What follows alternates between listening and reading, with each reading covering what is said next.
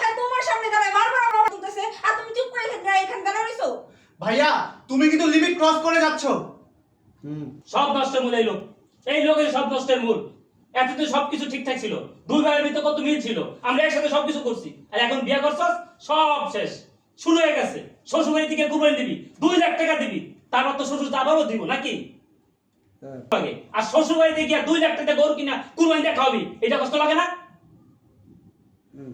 ও বুঝতে পারছি, আমার জামাই এত বছর আপনাকে খাওয়ায় খাওয়ায় জিব্বা এত বড় বানায় ফেলাইছে, এখন কি আপনাকে সারা জীবন খাওয়ান লাগবো? এটা হইব না। বোমা, তুমি ছোট বোমা, তুমি তোমার ভাসুরের সাথে কেমন করে কথা বলতেছো? ও মা, আমি একটা কথা আপনার ছেলেকে বলছি, আপনি এইটা দেখছেন, এটা আপনার চোখে পড়ছে, অথচ আপনার ছেলে যে এতক্ষণ বইরা আমার বাবারে অপমান করলো, গায়ে হাত তুললো, এটা কি আপনার চোখে পড়ে নাই?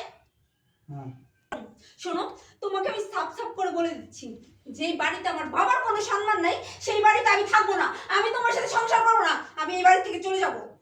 এই তুমি এসব কি বলছো? তুমি এসব ঘটনার জন্য তুমি আমার সাথে সংসারই করবে না বলতেছো? হ্যাঁ, যদি আমার সাথে তোমার সংসার করতে মন চায় তাহলে তুমি আমার সাথে আমার বাড়িতে থাকবা।